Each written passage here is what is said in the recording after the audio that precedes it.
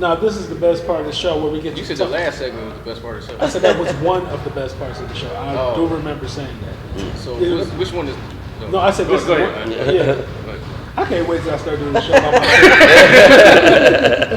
Okay, this is the best part of the show where we get our guests the opportunity to talk about what they actually do, like their business. So, ladies first, go ahead and explain your business, what you do. Okay, so I have my entrepreneurial journey started with my clothing boutique. So, actually before then, I'm a nurse practitioner working in a hospital, caring for head, neck cancer patients. Caring for them allowed me to see that when you're faced with a terminal illness, some life-changing factors you can't control, what can you do? Yeah. You can look great. Yeah. So during that time, I was caring for these ladies. They'll come in with their outfits on, their nails. We would talk about their hair.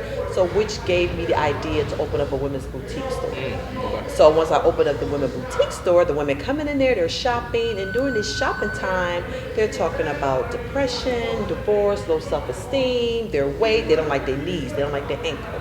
So a simple shopping trip turned into like a deep counseling session. Okay. So from that business birthed my wellness. So it's Candy Beauty Plus Wellness Institute, which is a med spa. So I created an institute because I wanted to create a business where where everything up under health and wellness can fall up under there versus having different businesses. So if I want to start to teach, it's the institute. If I do the mental health, weight loss, everything. Yeah, I see one. So that's what I do right now. So I'm managing both of those right now, but mainly I'm going to shift more towards the med spa. And the boutique I have, I'm in the process of closing it and going back online. Okay. Because if you don't know what I know, online is where the money's at. Yeah. I got majority of my sales from Colorado, Idaho, California, then Cleveland. That's just how it is. Yeah. So I'm definitely going back to online for that. Yeah, it seems like online you could reach more people. Yeah. Just not Different just, tax yeah, brackets, exactly. different styles. You know, we see, so I mean, I love the support from Cleveland. The ladies definitely support, but I'm going back online. So right now with my Wellness Institute, I focus on aesthetics where you got the Botox, the weight loss. I'm branching that out into mental health. Okay. I currently got my postmasters in psych, mental health. So once I sit for boards there, then I will kind of incorporate that into it right now. So that's basically what I'm doing right now. And I have some other things that I'm building upon. As an entrepreneur, you will start with an idea and you'll start with a vision, but then it'll start to grow. So you got to really think outside the box, like how can I expand my business but still keep the original foundation and structure, so it all kind of relates. Yeah. So I have some more things that's on the horizon that I'm looking forward to actually coming to. But as for right now, that's what my main thing is doing. You got everything planned now. That's good. Yeah. Organization's key. Yeah. What about you? Well, kind of same background since we talking about retailing, clothing, things. Mang Vanity Clothing. We started Mang Vanity Clothing in 2011. Okay. I had it going on since there. I had my store in Southgate for 7 years, so I just recently closed December. And we had that for 7 years from 2017 to just recently. That was 7 years I had that store. And I also had a store in Minter Mall, West Side, with my the dog and clothing boutique, and obviously the store in Vegas. As you say, the time has changed, and I have let go a lot of my retail. And the flagship, I just recently closed it, but the flagship was closed because it was kind of personal. It was personal because I lost my partner, Antoine, and a year before that we lost another person, Osti Smith, who was a key integral part of the store as well. So these are two people, plus my nephew, who was a model. These are a lot of people that space for my store was like more than just if you see my video content, it was more than just a place to sell clothing. Yeah. It was a camaraderie. It was family. We all enjoyed a good time. We had a good time. So selling clothes was just a pastime. We just made good money doing it, but it was more about us coming together and having a good time, and people had an experience. So as I go into online right now, I'm going to create a new different experience, but I also want to create the experience of giving back. So this is where AI coming at. Last year, I got back in school, and then as I go into school, I realized I kept saying about AI, and I kept saying, like, hey, why nobody talking about AI on Twitter? Why nobody talk about AI? I've seen certain things, but why nobody talk about, hey, somebody put me in direction. So in that process, I looked and found somebody to put me in the direction. I ended up going to an AI summit in Texas last year, and Okay. got a mentor, and basically realized that I wasted money going back to school because AI had replaced certain things that I learned. That shit, I wasted my money going back to school. Man, that sucks. No, I don't think it sucks because the experience of getting myself. Well, I had to realize that because at first I was saying the same thing you were saying. Okay. It sucked. I started saying like it conditioned my mind to get back into relearning. Okay. Because we older. Yeah. Now you ain't been in school. You gotta condition yourself. Like you've been programmed to watch social media. You gotta program yourself to get back to that learning space. Yeah. So me getting in that learning space to figure out how do I replace Twank? How do I place some of these components of my business that without the team? AI, running AI. Granted. So when I saw that, it produced designs that would capture Twank's essence without Twank having to do it. I said, man, this is huge. That's wonderful. I put Manny Banny to the side because I needed to heal anyway from losing him, grieving. There's a lot of carrying the whole weight of his business, trying to spread it out, and we did the thing. I'm so gracious and so supportive of Manny Banny's jackets. Man, just imagine just having a formula to drop a jacket like this and sell 500 for $225. I mean, you do the math. I mean, the city went crazy with this jacket. So this, and it also was the last collaboration that me and Twank did. Besides some of the stuff we got that we worked on prior to these jackets, but that's a learning process. So my journey with AI has allowed me to heal. So now I'm able to give back and help other businesses through consulting with strategic solutions, automation, content creation, marketing. Things that merchandise, certain things that I've done for myself, I'm able to amplify those skill sets and amplify other people's skill sets in a place where they can do things to be more efficient and effective, while also expressing the awareness of AI. Because again, like I said, people talk about the bag, want to make some money. This is where the money is. It's in tech, and us black people don't understand that because I guess we get too discouraged, or what it is to be quote unquote geeky, a nerd, or the words is too hard to understand, the language is too hard to understand. But this is the way the world is going. That's why you see Bitcoin, meme coin, everything's going digital, and we need to be aware of that so we can make that change and make that pivot, so we can get the bag and don't be behind like we always do in the food chain. Because again, what we talk about is about resources, and AI allows you to put the fair game in place, to play a fair game, to learn and upskill yourself. Because again, if you don't want to work, either it's two things I tell people. If you know about the Jetsons, scenario, either was George, who had a good job and worked for Spacely Sprockets, who afforded him to live up in the sky and have robots that he told what to do. Then you see segments in the cartoons, there's people on the ground, one of the robots telling them what to do. Oppressor.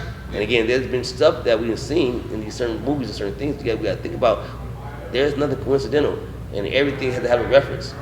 And you know, if you're in the art community, everything has to have a reference point. I mean, people don't come up with dragons out of blue just to say, I just puffed the raw mighty dragon. It had to come somewhere resonate with them to even come with the idea. So that's my journey. I'm allowing now to magnify, amplify a lot of my businesses, whether it's from I started my franchise commercial cleaning company this summer. I didn't know nothing about contracts, bidding, and I bought a franchise and say, hey, they give me the contract. But an opportunity came from a dude posted on Facebook about how to get he had a new opportunity for a contract on North Olmsted. I used AI to generate the contract bid, how to price it, generate me a response so I could talk intelligently, like I didn't know this business for 10 years, so when she talked to me on the phone, I got a script made that she'd think, oh, yeah, he been doing this shit for a long time. And then give the contract bid, sign it, and then thank you letter. So this is my beginning stage of learning. So again, like I said, my business really been more or less now, Manny Banny is not going nowhere. I'm actually about to do digital courses to show people how to create their own clothing brand. So now it allows me to give it back. AI allowed me to give it back, create more Twanks. Again, like I said, I was the business side, Twank the idea. So I want to be able to help the community and help other people be able to use their crafts and get better with it and be more efficient, because we know it's hard to find help. It's hard to find unity. It's hard to find people to help you do your vision. But with AI, it's going to allow you to amplify that idea. I'm just listening to both of y'all, man. Y'all got things down pat. For real. I mean, two different businesses, but y'all have like so interesting models that go with both of y'all businesses. So, man, I have my own clothing line too. I just do it on the side or whatever. so I'll probably have to talk to you after Right. after the show. So, Mm-hmm. so being entrepreneurs, you have to network. So, what are maybe some pros and cons when you're dealing with people, be it customers, someone you're networking with, or maybe trying to get a contract or something like that? For me, I think pros and cons of networking. I don't know if this is a Cleveland thing or Ohio thing. I'm not for sure, but it seems that like in Cleveland, everything seems very cliquey.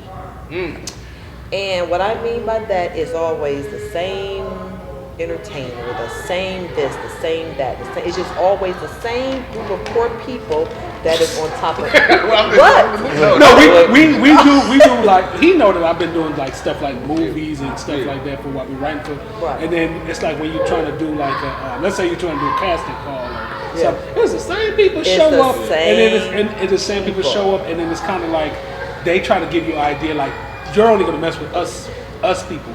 But we got to understand that different generations are coming in, like as far as entertainment, different generations coming in as far as clothing, different generations coming in. And then you got to understand that sometimes you got to move outside your city too to get it. But go ahead. So for me, when I seen that, I said it's always the same people, which for me kind of is discouraging because there's so many talented candle makers, or what I like to call underdogs, that just because they don't know the right person or have the right connection and all of that makes you kind of feel like going to these networking events is all just about kissing, you know what I'm saying? And everybody, you know, I'm gonna work with this person, I'm gonna just keep drawing this person in versus kind of reaching out. So for me, how I deal with networking events, I had to, I wasn't really out there, and I kind of like that. Because one thing about it, you get bored of hearing the same people. Nobody's really heard my story. I still have a story to tell, and no one's really heard that yet. So I'm gonna be excited to share that. But for me, what I did was I had to go back to my why and my purpose to why I do what I do. And I go into a room and I know who I am. I know my purpose, and I just have the mindset now that if I have God with me, I don't have to worry about no other man. That little simple concept there allowed me to not be bothered or not worry about what's going on in the world, because it's just the nature. It's not nobody's fault, and I'm not taking away for those people who are doing well, because they rightfully should. But I also think that we as people need to kind of go outside the box and look for. I already said, when I get to where I want to be, and I get to have an event or have something, I want every person who's been in the business less than a year to come. Let me put you on a panel. Because we're sick of hearing the same thing with the same people all the time. I am. And like I try to reiterate every time, like when we do something, we talk, like whenever we talk or we do interviews, people need to realize what's for you is for you. Like nobody's gonna, if God has that for you, nobody can stop it, no matter what you try to do. So. And then the clicky thing too, like I noticed, like if this is my thing, and he know I've worked with a lot of people in Cleveland doing stuff, and he has too. Like this is my thing. When you leave situations, like I've been interviewed with you, and me and Nazy interviewed you, me and Terrence interviewed you. So you're right. So it's like, but I'm kind of on a. But when I left those people, right, we still cool. I would work with them anytime. But a lot of these other people, like with the clicky thing, they feel like if you leave, then I'm about to destroy your name. I'm about to like make other people. So that's the clicky thing. Like they try to form a clique. And then sometimes I be hearing people like they trying to hold on to anything. So they're trying to build like these networks, and I see them doing work with people that they told me they hated. But go ahead, you were saying something. So I agree with both perspectives, and it's kind of like for me, I'm not really a gray area person, but it put me in the gray areas because I understand the benefits of clickiness, but also strategically wise, I understand that, but I also understand the fact that people get tired of seeing the same people. So I like when you said it to me, like I know you've been in, like you're right, and you've been in a situation where you've been involved in the clique, even not even trying to. Right. No, sometimes you be not. Sometimes you just have to be meets by you. You one of them, they grow up. such and such. Right. So not me. Right, and independent contract. Exactly. So I understand both perspective. I also, from my experience, by the way I came up in the streets, I came up in the hood. I came up in a quote unquote would be clique thing. So I kind of understand the benefits of their strength in numbers. It's about strategic, and we will accomplish more. In any group like the Wu-Tang Clan or any group, our reach become bigger if we do have a clique. So it's strength in numbers. So I understand strategically, business-wise, it makes sense to be a clique, but also understand that it can water down a brand too. So it's kind of like that fine tune-out line, that balance, because again, you can water down some, but you want to promote talent. Good talent's gonna weigh, like you said, no matter what you do, the criminal gonna rise to the top. If it's good, it's a good product.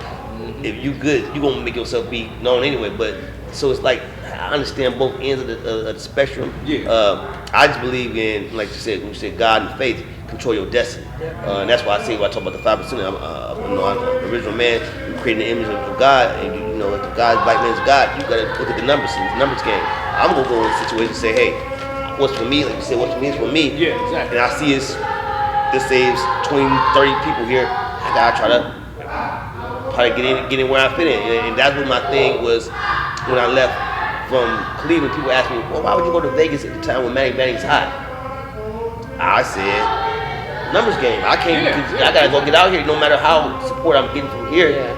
I can't be conditioned even when I'm benefiting from the clicky thing. Because again, Manny Manning was click of us. But I'm not gonna sit there and be comfortable because again, the world's so big to even think about. So I don't want people to get discouraged about being an entrepreneur in Cleveland that people don't support you with a click. I realize in business, charity is for support. Support. I always believe in the system like it's charity. You know what I'm saying? When you earn your customers, support is for charity. You know what I'm saying? Because I can't expect my friends or people I grew with. We all in poverty, so I gotta look at the situation like I'm going to network. I'm coming, like you said, I'm coming to see God. I'm coming here with God on my mama. I gotta get what I gotta get out of the situation. I don't want to get stuck in the deer in the headlight and even trying to go play, like you said, to kiss somebody. You know what I'm saying? Be faking myself to go get in circle just to be around it. If I see that going on, I gotta come even in that circle or that click, get what I got. My networking, what up? Hey, my business card. Hey, I'm Orange Knuckles. I do and keep going.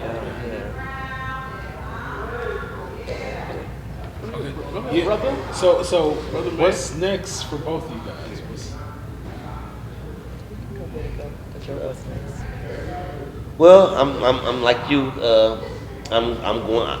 I didn't have that, which I probably should hear your story because again, I'm switching. I'm just not making that transition to online. I benefited from the clicking situation, from having that store for so long, and I made a lot of money at that store. You know, so not going online. Now we had a website and we sold stuff online, but I really didn't put that much emphasis and effort because we spoiled that the support was so strong in Cleveland and in the store for us in Vegas. I'm happy, you know what I'm saying, that my transition now. So what's next for me is the rebuild from Manny while supporting the legacy of Twang. So my transition is to online services. Besides AI, I'm be doing a lot of consulting, teaching, spreading awareness and why the importance of the AI and why we should adopt it and why we should encourage our youth to get into computer science, tech, and robotics.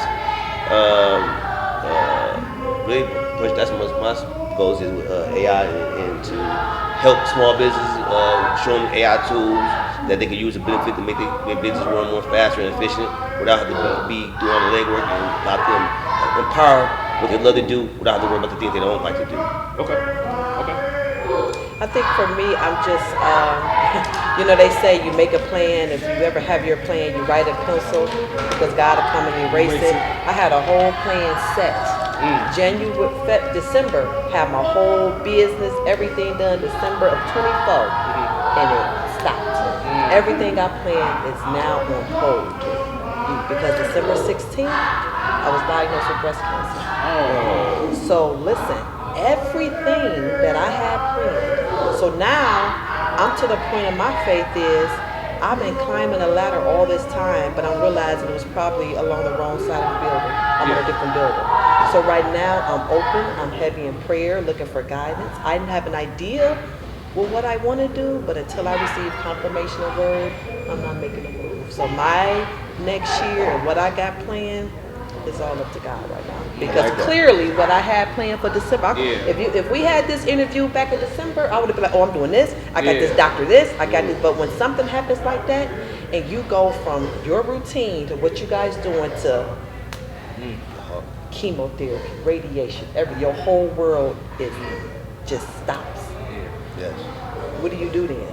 As an entrepreneur, how do I Did you teach that in AI? Did AI tell you how to do that? Did any coaches or self-help book tells you what to do when you are an entrepreneur and you own business or working a job, and then you're hit with a diagnosis like that, and you have to stop? Yeah.